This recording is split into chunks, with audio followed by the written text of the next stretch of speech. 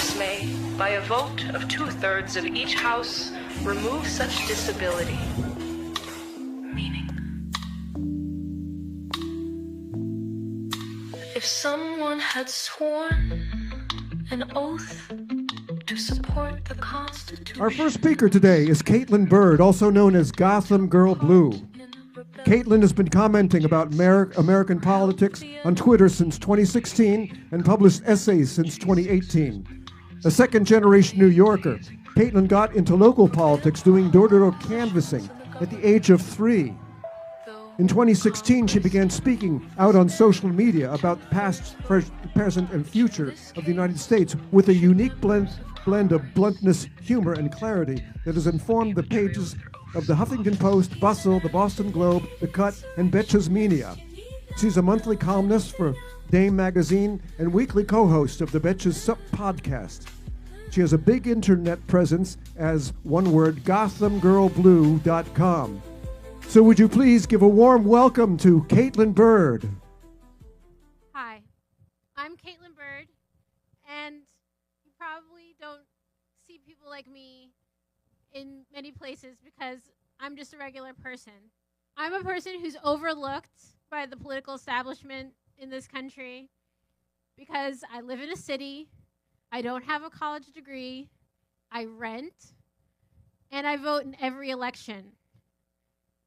And because I wasn't imagined within the confines of the Constitution when it was written, when those men cooped up in Philadelphia to debate and draft what this country would become, they never imagined that the protections, freedoms, rules, and rights they would enshrine into fundamental law would encompass this loudmouth queer black lady. So the reason I stand here as a citizen, peaceably petitioning my government for action, is because of the 14th Amendment.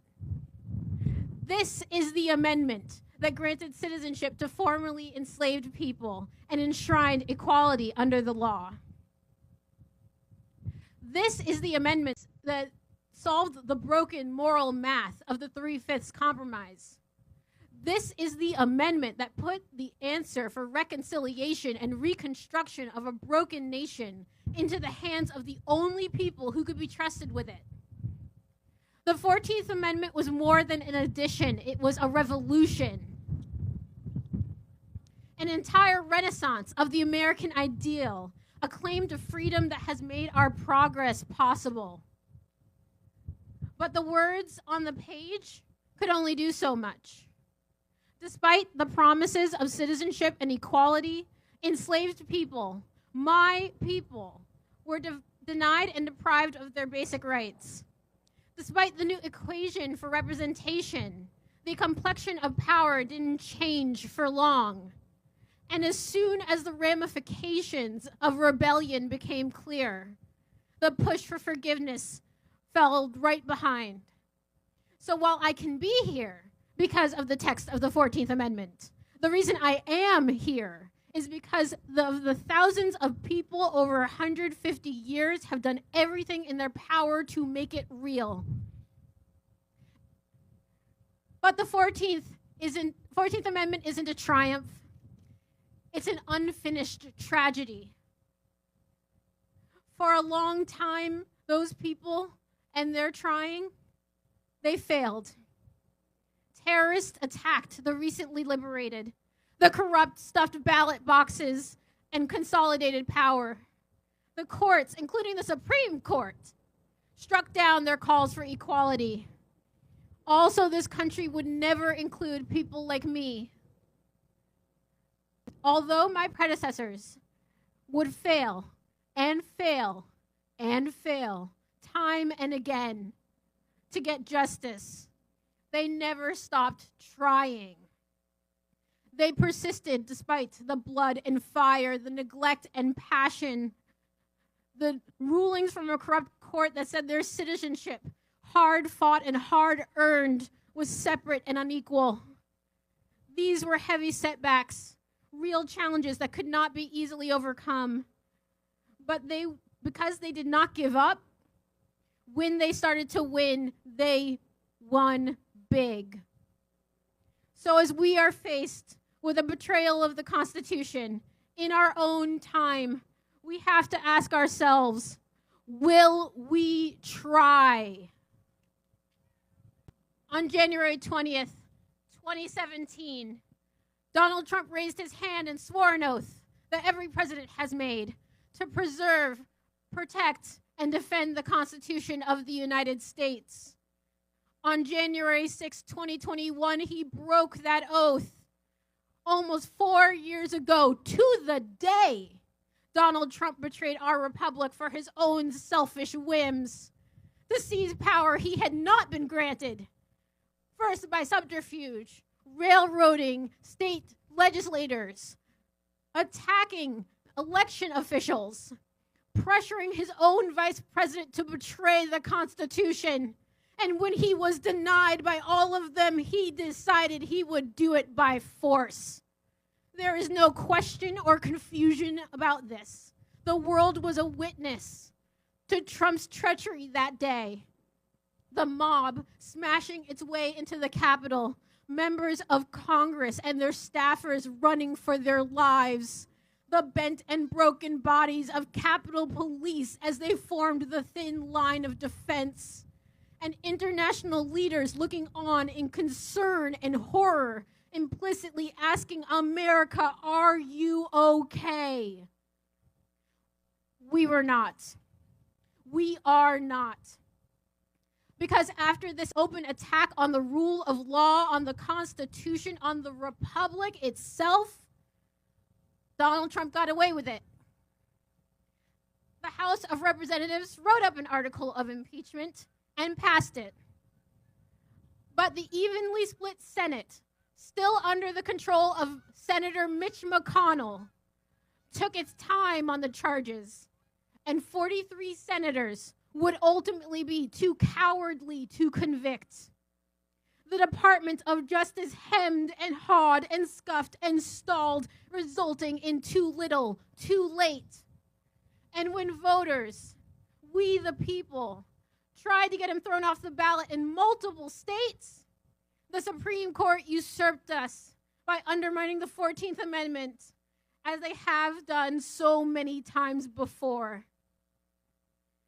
So freed from this responsibility, Donald Trump ran a campaign of lies, distractions, and disinformation, and convinced enough voters in enough places that he was fit for power. But we know better.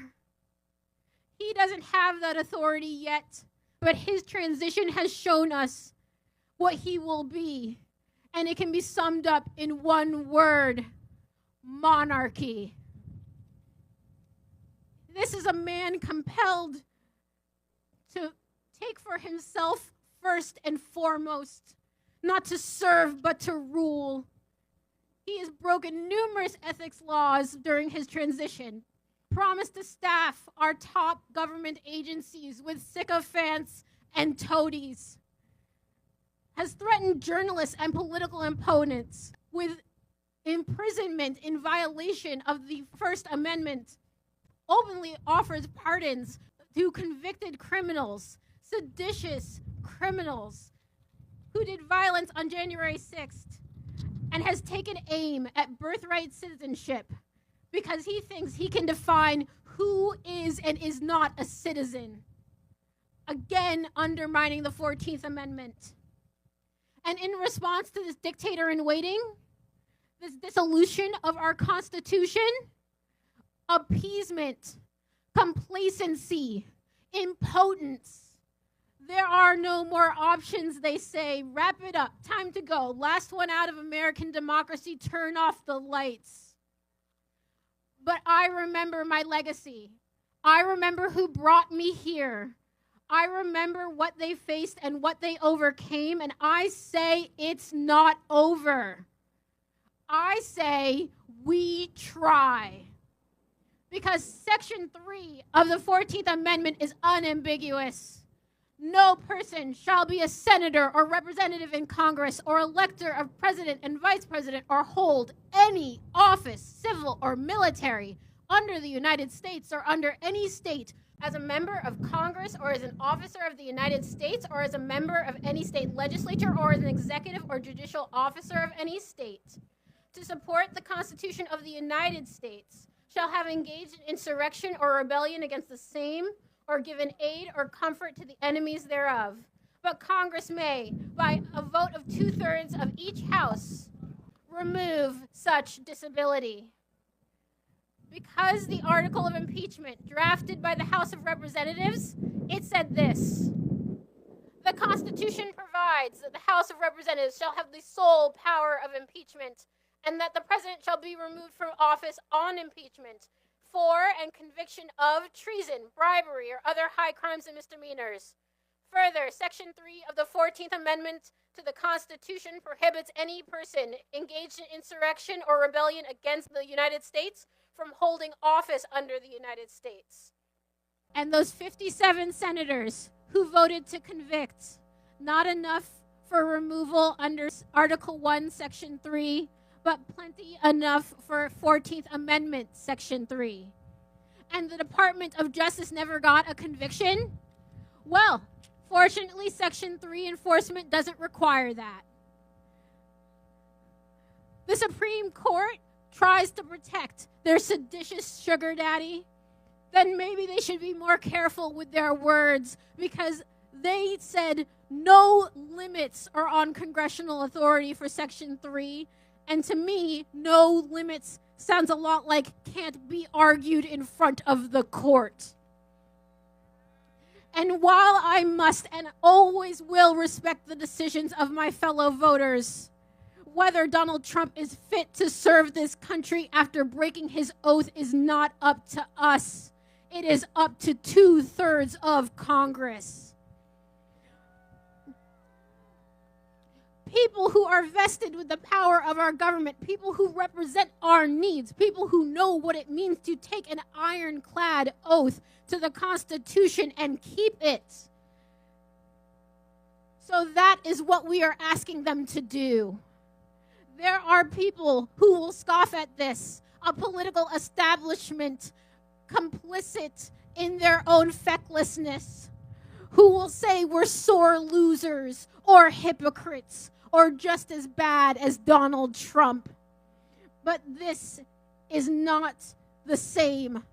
This is the text of the Constitution, without wild theories or novel interpretations.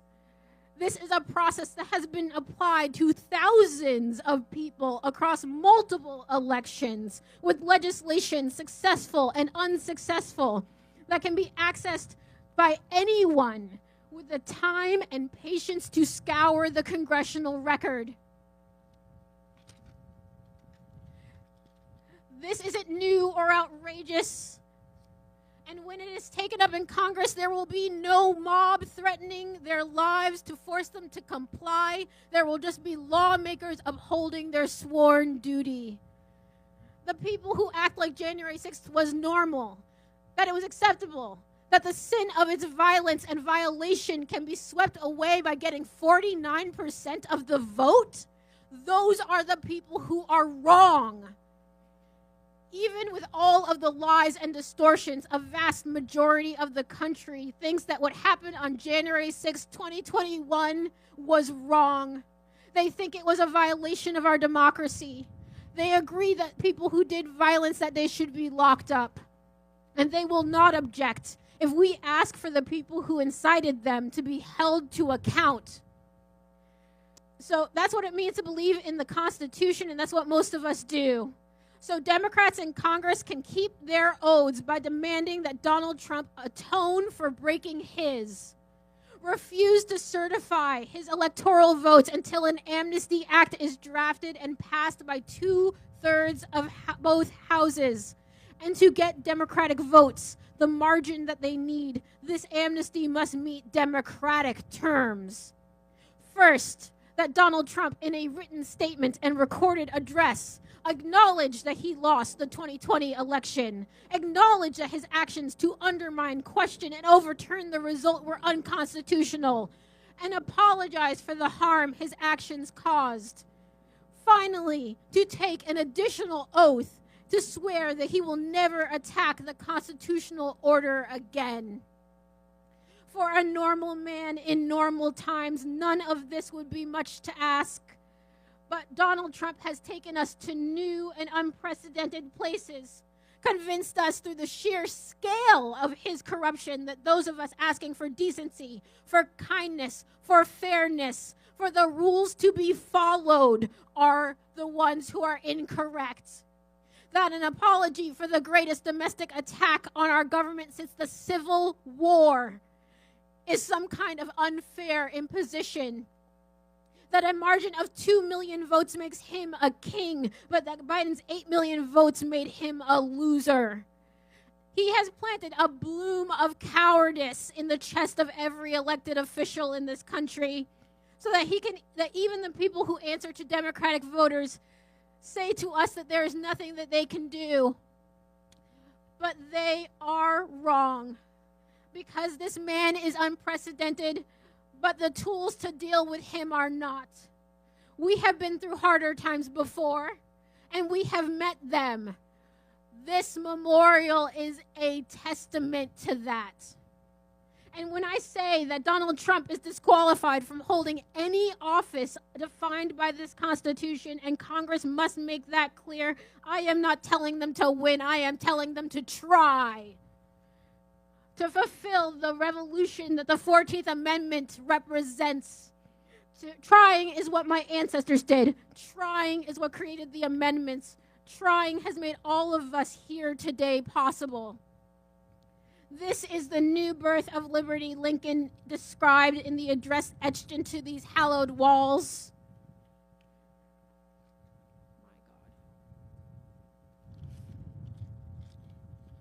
And so I speak, not only as an American in our modern moment, but with a plea from every generation that has come to cherish this Constitution. Just try. For the nameless dead of Colfax, Louisiana, Vicksburg, Mississippi, Wilmington, North Carolina, Tulsa, Oklahoma, and 1,000 other places who cried out for the protection of equality. Just try. For those tired, poor, huddled masses yearning to breathe free, who built lives for their children and their children with the beauty of birthright citizenship. Just try. For those who took aim at segregation, who demanded an end to Jim Crow, who never wavered from the promise of this country. Just try to defend against enemies of the Constitution, foreign and domestic. Just try. And because we are Americans, we don't give up, least of all on ourselves. And while this politics refuses to see people like me, the Constitution was not imagined for me. It now belongs to us, me and mine, because we tried and succeeded at making it better. Now it is our turn to try for the ones who come after us, and it starts with standing up for the Constitution and against Donald Trump. Love to the Constitution. Love to the Republic, love to the United States, and love and blessings to all of you. Thank you. Let's fight for what we believe in. The 14th Amendment of the United States Constitution. If you haven't introduced yourself, here's something of an introduction. Section 3 specifically is about disqualification from office, and it so reads. No person shall be a senator or representative in Congress, or elector of president and vice president, or hold any office, civil or military, under the United States or under any state, who, having previously taken an oath as a member of Congress, or as an officer of the United States, or as a member of any state legislature, or as an executive or judicial officer of any state, to support the Constitution of the United States, shall have engaged in insurrection or rebellion against the same, or given aid or comfort to the enemies thereof. But Congress may, by a vote of 2/3 of each house, remove such disability. Meaning, If someone had sworn an oath to support the Constitution, like serving as Byrd dictated, and then took part in a rebellion, like Jan 6, or helped the enemy, like giving aid and comfort to J6ers by promising Byrd, they as in criminal Trump, were banned from holding positions in the government.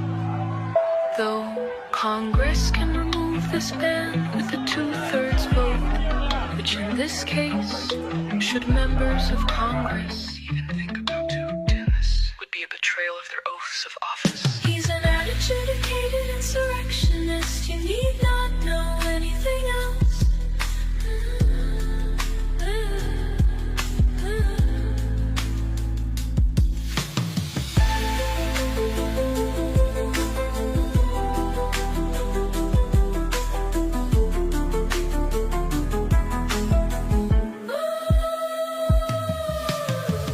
He's an adjudicated insurrectionist.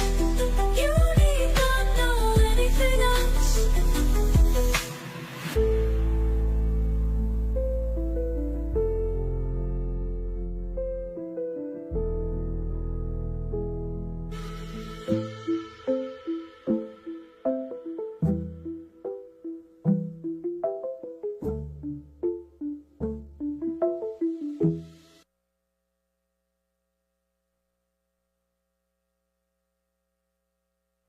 In the history of humanity, democracy is an extremely rare and fragile and precarious and transitory thing. Abraham Lincoln knew that when he spoke from the battlefield and vowed that government of the people, by the people, and for the people shall not perish from the earth. But he was speaking not long after the republic was created, and he was trying to prove that point, that we would not allow it to perish from the earth. For most of history, the norm has been dictators, autocrats, bullies, despots, tyrants, cowards who take over our governments. For most of the history of the world. And that's why America is such a miracle. And the greatest example going on right now before our very eyes is Section 3 of the 14th Amendment, which they're just disappearing with a magic wand, as if it doesn't exist, even though it could not be clearer what it's stating. And so, they want to kick it to Congress, so it's going to be up to us on January 6, 2025, to tell the rampaging Trump mobs that he's disqualified.